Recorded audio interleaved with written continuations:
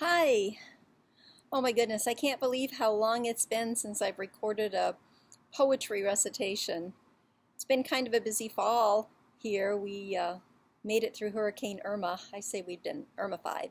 So that was quite an experience getting to board up the house and um, uh, making our little hurricane plan and stocking our supplies. And hurricane season is pretty much over now, so we are clearing out one whole closet and planning to turn that into our storm closet. We'll put all of our leftover supplies and our lanterns and extra water and batteries and all the extra stuff that we bought and didn't use, and um, uh, we'll turn that into our storm closet. So it's kind of and all of our important papers. You know, we are not in an evacuation zone, so we just settled in here. We lost a palm frond. That was all. People in the neighborhood uh, lost a lot more foliage than we did. There were some screens that were torn, but all up and down our road, trees were just uprooted. The grass was just um, torn up, and street lights down. It really was a mess. It took a long time, and it's still not all cleaned up. There are shrubs that have been torn down, and it looks kind of different, but we survived, and it was quite an experience. Um, so let's see. I can't remember what else had happened. Um, hmm. Well, we've had a wood stork that's been coming around. Makes me a little nervous. I was telling my dad about it. He said I should check around the house and make sure that there were no baby bundles anywhere. He said to make sure to check my bed. I don't know what that meant. I said, well, I've been walking around the house looking and I hadn't seen anything, so that was good. We still get the iguanas. They don't, they just kind of walk up and walk away, and they eat my hibiscus flowers, which make me mad, and I love to chase them back into the lake because they're so funny when they run. But they don't bother me anymore. I don't want to become, jaded to seeing some of the things that I'm seeing and just get so used to them that they don't excite me. So it's still kind of fun, but they don't scare me. We've had the other day, a few days ago anyway, there was an alligator in our lake. I'd been waiting for that. I was pretty excited about seeing him. He was only here for a day though, and he probably got out and walked across the street to the other lake, and so that was kind of fun. But anyway, speaking of my dad, I remember when he used to say, and he used to tell me that Edgar Guest was his favorite poet. Well, I'd never heard of Edgar Guest, and I'd never really read anything that Edgar Guest had written. Um, I used to kind of mix him up with a guy named Edgar Casey, who I think is a psychic or something. So I'd never really read anything of Edgar Guest, which is really weird because he turned out something like 11,000 poems over his lifetime. Um, but I had never really read anything. And then when we were packing up to move to Florida, in some boxes that I had tucked away, I actually had a book of Edgar Guest's called It Can Be Done. And inside, and this would have come from my dad's house, and I know that because my cousin, or my little niece, wrote her name on one of the pages. And there was an inscription on the front from Edgar Guest to Edgar Gilmore.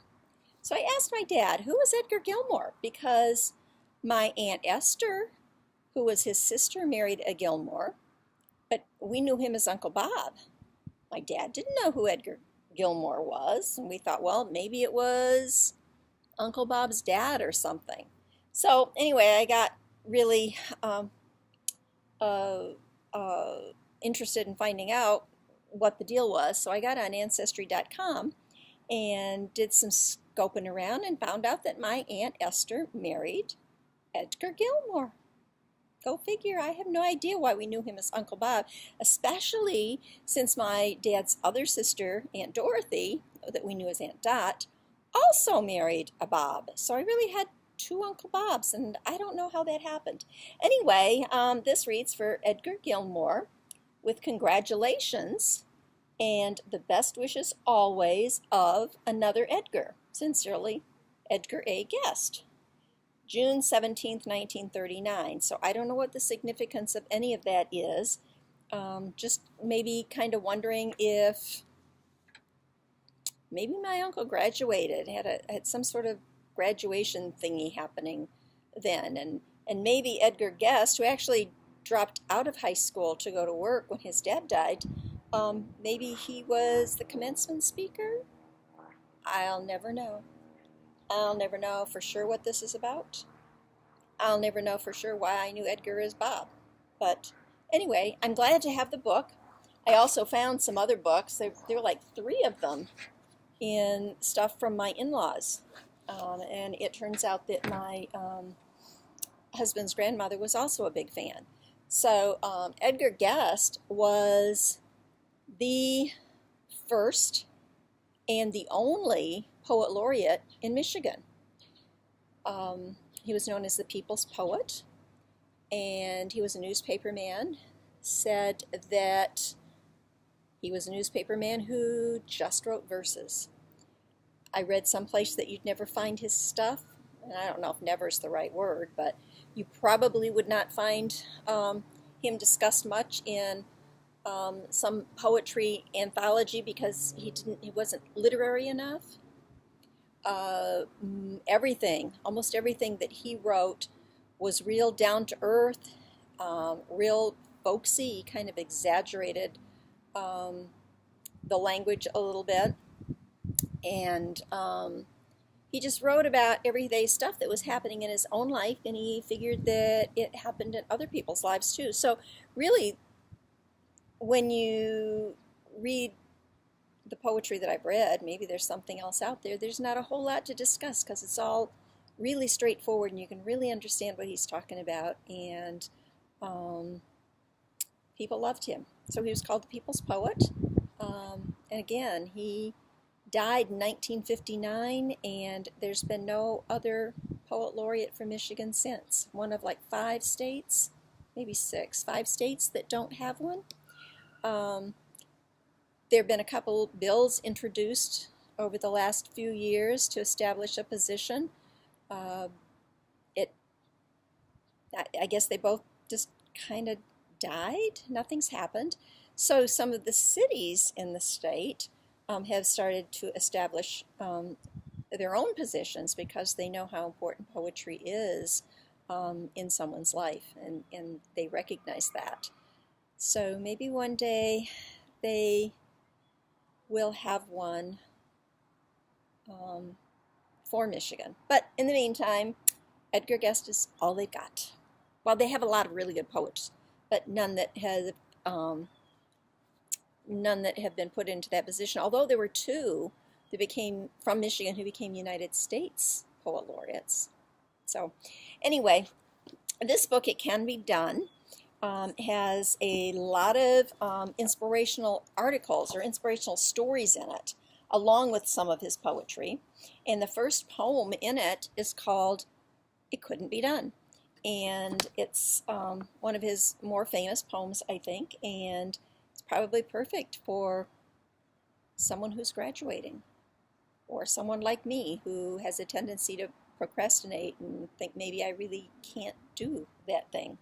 So I'm going to try to recite it for you. And so here we go. It Couldn't Be Done by Edgar Guest. Somebody said that it couldn't be done, but he with a chuckle replied that maybe it couldn't, but he would be one who wouldn't say so till he tried. So he took off his coat. Nope, he didn't take off his coat yet. So he buckled right in with the trace of a grin on his face. If he worried, he hit it. He started to sing as he tackled the thing that couldn't be done, and he did it. Somebody scoffed, "Oh, you'll never do that. At least no one ever has done it." But he took off his coat and he took off his hat, and the first thing we knew, he'd begun it. With a lift of his chin and the trace and a bit of a grin, without any doubting or quit it, he started to sing as he tackled the thing that couldn't be done, and he did it. There are thousands who will tell you it cannot be done. There are thousands to prophesy failure. There are thousands to point out to you one by one the dangers that wait to assail you. But just buckle in with the trace of a grin. Just take off your coat and go to it. Just start to sing as you tackle the thing that cannot be done, and you'll do it.